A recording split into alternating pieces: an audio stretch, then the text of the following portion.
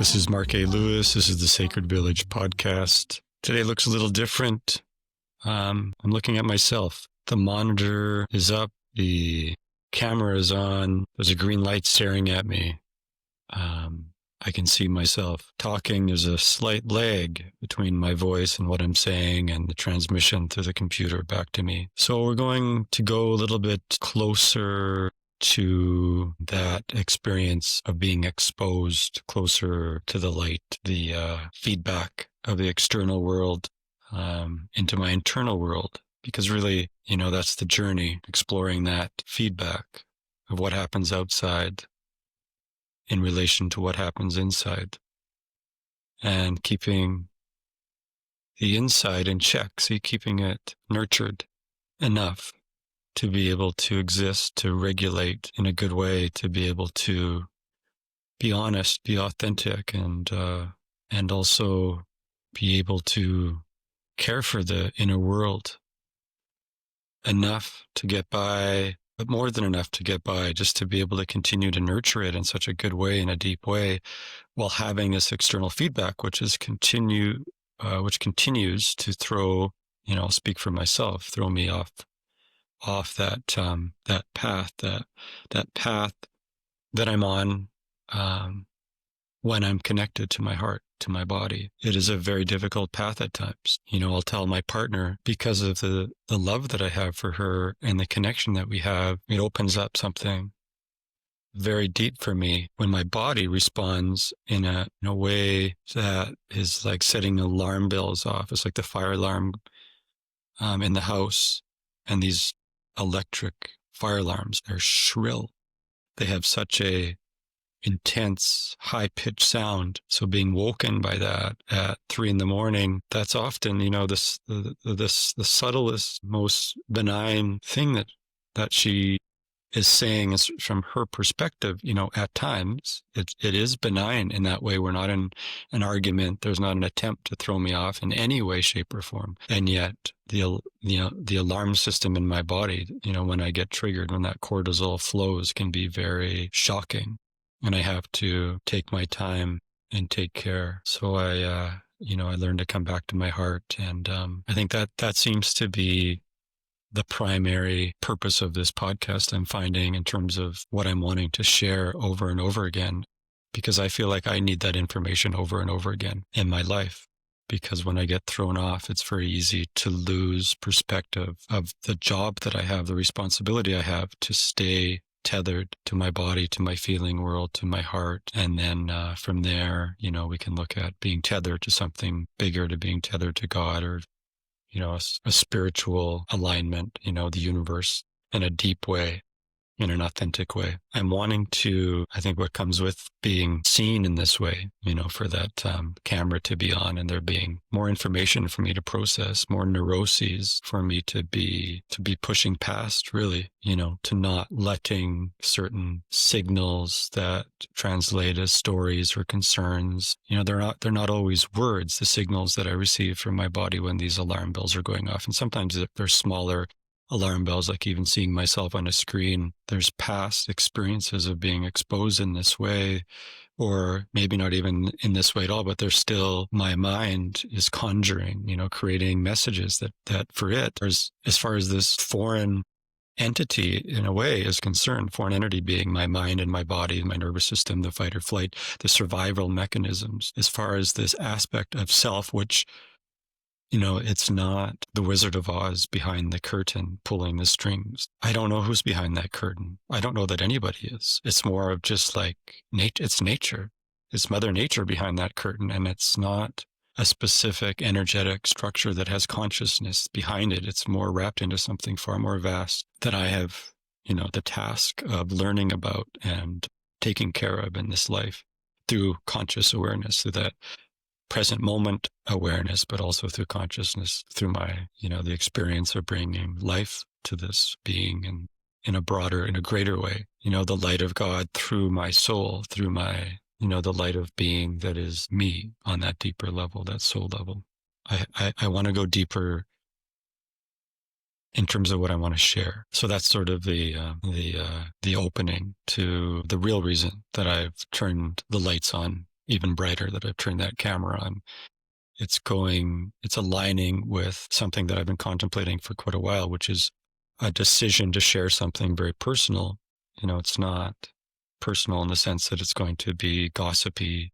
I mean, perhaps it will be. There is a concern that I carry that if I start to share some of these more personal things, and just to be clear, it's spiritual, but it's also vulnerable. The experience that I want to share is the experience of having a vision in ceremony that surprised me and may have been a test because of how surprising it was. But then it happened again and again, and I began to understand it as real. And through experience and through connection to this vision and what this vision was guiding me towards, I began to embody it. It began to live in my heart more and more.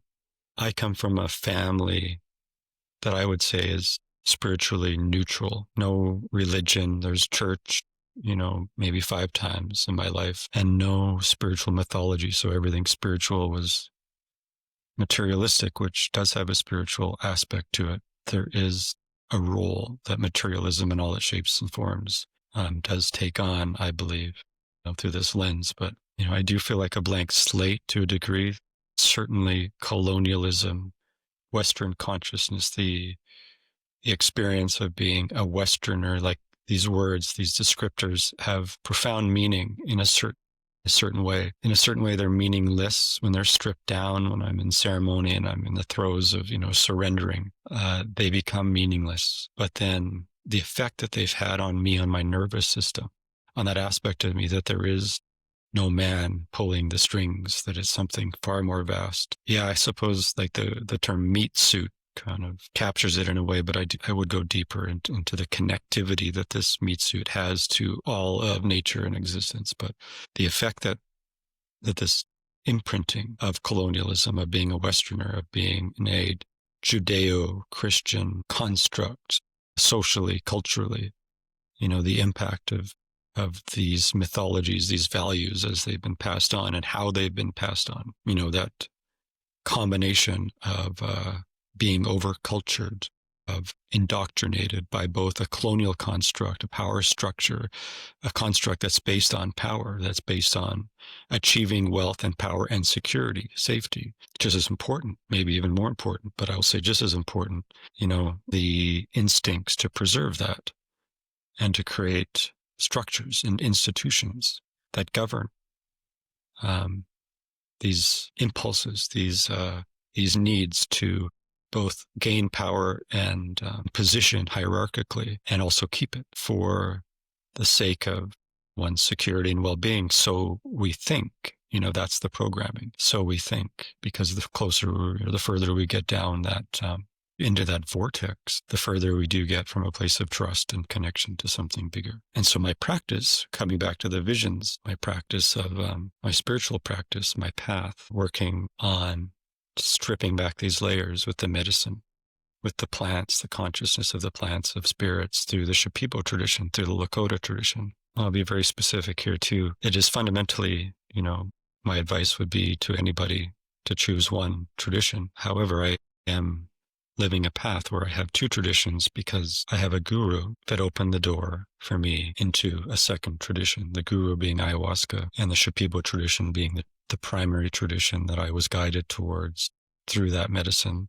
And that medicine does show up in other traditions also, but the Shipibo tradition is the one that I'm connected to and guided towards for my work and for my soul purpose, my, let's say, awakening, the awakening of soul, of the deeper level of consciousness that I'm meant to be awakening to. And I'll also, just a sidebar, that it has been very, very painful. That awakening has been very, very difficult. I'm looking into the green light again.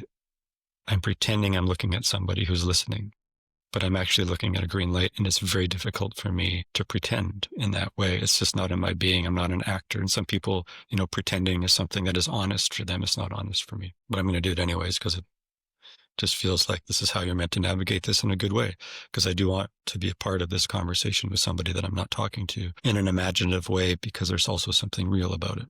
So this is the way I think. This is the way I am. And so I'm trying to attune to this, and it's a little bit awkward, but I'm also enjoying it. I don't want to push past that. I'm enjoying this in a way. It's uncomfortable, but I love the creative nuances of navigating this, the experience of navigating this this aspect of existence through the neuroses or through the feelings in my body, the neurotic feelings, the feelings of stress. And there's something bigger because I am also connecting to my heart. I mean, it comes and goes, and I'm bringing conscious awareness to this as I'm talking and trying to stay on top of that as much as possible. But all of this is good. All of this is like feeding me on some level. So there's a part of me that, does really enjoy this. And so I don't want to get off track though, but the guru of Shipibo, ayahuasca, connecting me to the Lakota path for a profound part of my path of connecting to God and awakening to aspects of myself, primal aspects, instincts, identity, masculinity. Such a powerful modality in terms of, cultivating that connection to a masculine part of myself, which I do believe I do carry a masculine essence fundamentally, when I come to my breath. And that's how I view it. That's how I feel it. It's not neutral. It is a masculine essence, and that is connected to my soul and my body. And it could be that I come back again as a woman, and then I'm tapping more into a female essence because somehow the two are inseparable.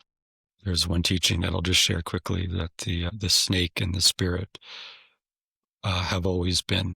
So the implication being that they're not separate.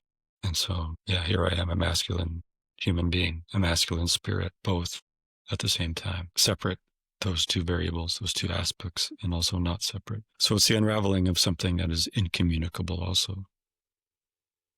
The vision, back before I share, I was doing a diet in the Shipibo tradition, the primary ceremony or the primary aspect of the tradition, because it's not the ceremony, but it is a part of the broader ceremony of dieting, where you're communing with the plant over several days, several weeks, several months, sometimes several years. And so I was doing an oración diet, a prayer diet. So there wasn't a plant, but you're dieting all the plants in a way, but fundamentally you're dieting yourself and you're dieting God, and the combination of those two, God and yourself. So you're getting closer to God, you're getting closer to yourself, to the heart of who you are. And so it's like a truth serum. It's like drinking a potion, a truth potion every day for me, for this. This was for 1 year, and it was an initiation into this tradition and into being able to level up and be able to bring this medicine to other people should I feel called to at certain times. And so I was in this diet and the vision that came to me. Actually, I have to back up, because that's not true. It was the diet before that. I was dieting for 3 weeks a plant called Pinot Blanco, and that's when the vision first came to me. And it continued to come through oración and become more distilled, but it came to me through a medicine called Pinot Blanco, and this is a plant that people know to carry pure light. It doesn't lie. It doesn't have shatana, as they call it, which is shadow. It speaks the truth.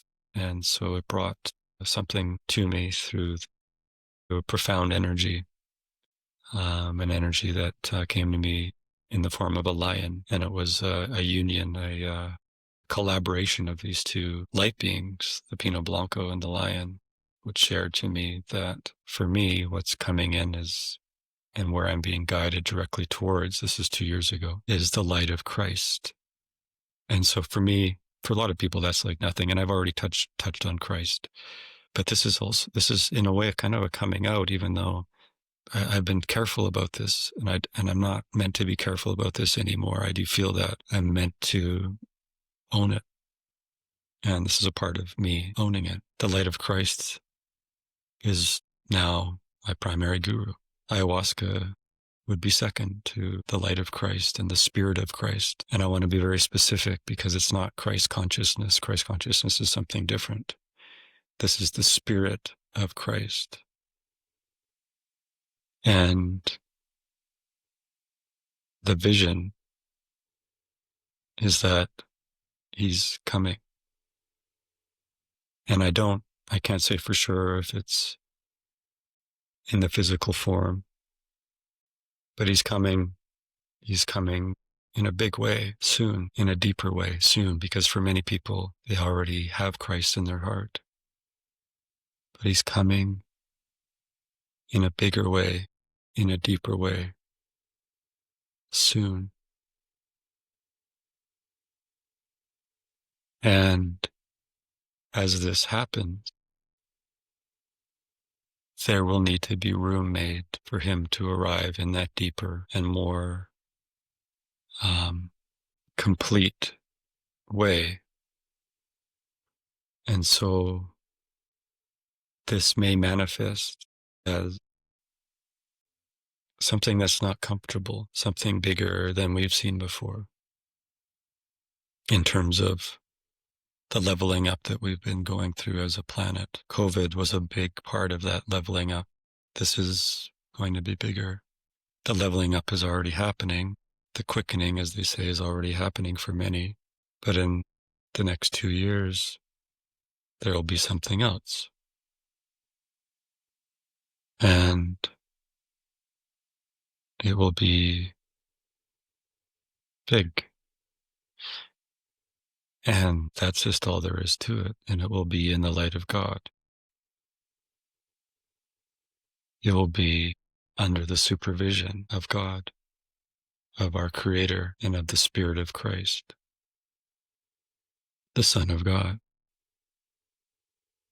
A part of that awakening, a part of the message that will be shared more and more is the notion of, as human beings, even if we're Jesus Christ and we're here 2,000 years ago, or we're back again, as human beings, we pray with each other. No matter who we are, we pray with the people, not for the people. The human condition is not what we think it is, and it needs mercy and it needs care, and we need to do this as individuals and as communities, and we're going to learn to do this together across the globe over time. And the learning of this way of being, we will either learn the easy way or the hard way, as they say, even though the adversity that's coming through the lion, through the plants, the voice of these spirits that I'm sharing, that I'm passing this on, this message, it really depends. It just depends on where you're at. And the most important thing to do while we're learning these big lessons, if fear is overtaking you, to look around and to take stock, to ask yourself what is real, what is really happening in this moment, and to ask yourself, am I safe in this moment? Am I safe? Some people, they might hear that and think this guy's crazy, or, visions, they're very elusive experiences because they're not real. They're just visions. They are very personal. And sometimes they're announcing something that has truth to it, but what future reality of what they're announcing isn't necessarily what you thought, but in retrospect, it makes sense. And so this is connected to me. It's connected to my birth, on a soul level, and the connection to Christ, the Spirit of Christ, is fundamentally such an important part of that birth. As I enter a new chapter, I'm 50 years old. I've been through many rites of passage in these traditions, and now it's time for me to give back, to play my part, to be of service, to not give back based on ideas of what giving back is, but just to listen and respond and to be of service. It's impossible to know what's coming. I spoke to my teacher about this vision. His reply was that it's true. There are details about what will happen that I want to be careful with, because the overarching message is that it hasn't been determined. And so to speak loosely about details that are possibilities, and I do have a hunch of what's coming, but ultimately I don't know. But I can speak of the coming of Christ, whether in body as a second coming, as they say, or specifically the continuation of the arrival of the Spirit of Christ in ways that we've never seen before, at least for 2,000 years. I can't speak to what that was like 2,000 years ago. The world teachings, specifically the teachings of Christ, are paramount. To discern the difference between the teachings of Christ and teachings that are contrary to the teachings of Christ, or not fully in alignment with the teachings of Christ, is of paramount importance at this time. This is so obvious. The Bible is a book. The words of the Bible came from men. It did not come from Christ. From what I understand, what I was told by my teacher is that, which I'm assuming he got through a vision, was that Moses received the word of God. After that, all bets are off. Can we trust certain individuals, certain human beings, conveying the actual words of Christ? Can we trust that? We have to use our hearts to know. We have to use that instrument. We have to learn how to use that instrument. We need to continue collectively and as individuals to get better at using this instrument. We need to come together in circle where there isn't a leader, where there's just human beings supporting each other on their path in whatever role they're called to step into. The hierarchy of, the primal, of the nervous system, of power structures, we need to hold that with a lot of care and a lot of discernment, just like we have to hold the reactions of our individual nervous systems with care and with discernment. And we have to continue to learn and to discern what the teachings of Christ actually are at this time. The religions of the world don't have a place over any other institutions, any other religions. That's not what this is about. Christianity has no more worth and value than Hinduism or Buddhism or the teachings of Islam, to be Muslim. Yeah, the teachings of Christ are paramount, fundamental. The Spirit of Christ is as high as it gets. He is the Son of God. Thank you for listening. This is Mark A. Lewis, Sacred Village Podcast, over and out. I lay my head down.